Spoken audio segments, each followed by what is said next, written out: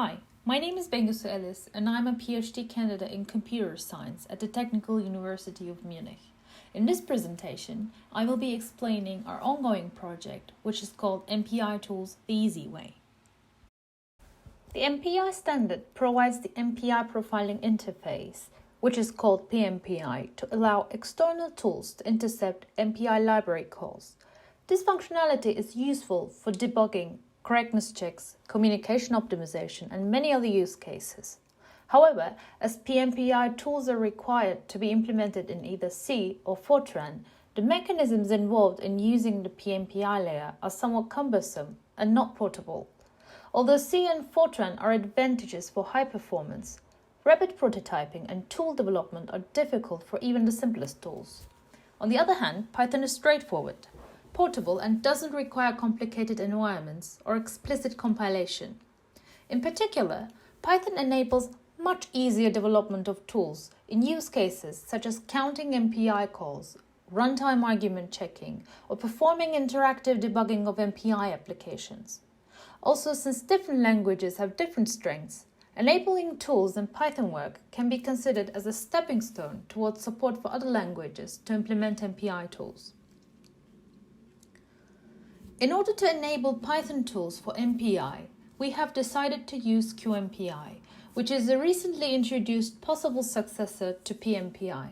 The main aim of QMPI is to allow multiple tools to inspect the same library calls made by an MPI application.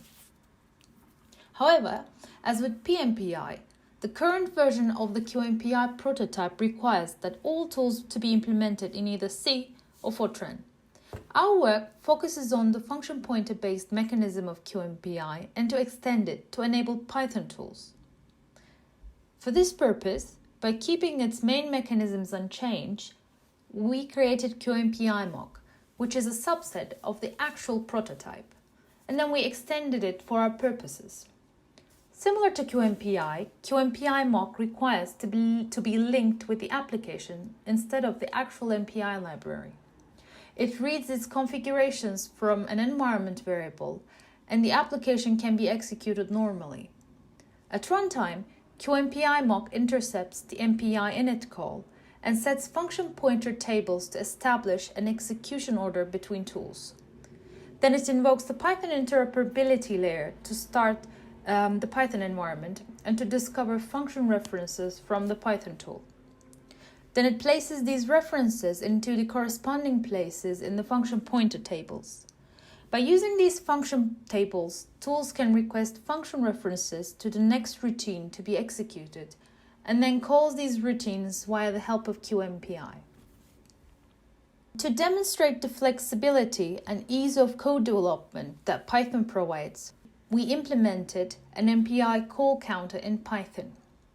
As it can be seen on this slide, it requires only 18 lines of code to implement it. In C, this would require boilerplate code for initialization and finalization, a JSON serializer, a mapping of string to integer, and n number of function overloads. However, it should be noted that there is expected to be an overhead due to calling CPython interpreter and converting to Python types. So far, we discussed QMPI mock, which for the first time allows the development and integration of CPython compliant MPI tools at runtime. However, using QMPI mock for interfacing requires changes in the MPI tool implementation and hence in the MPI standard. In order to enable compatibility, building a standalone Python tools interface is in our list of future works for our project. In addition to that, the exact workflow and its improvements are also planned. To measure the possible overheads of our interface, we plan to conduct performance tests. And finally, we aim to enable interactive interference into MPI applications at runtime by the Python interpreter. For questions or more details of our work, or for simply sharing your ideas with us about this work, you can contact us by using the QR codes here. Thanks for watching and your attention.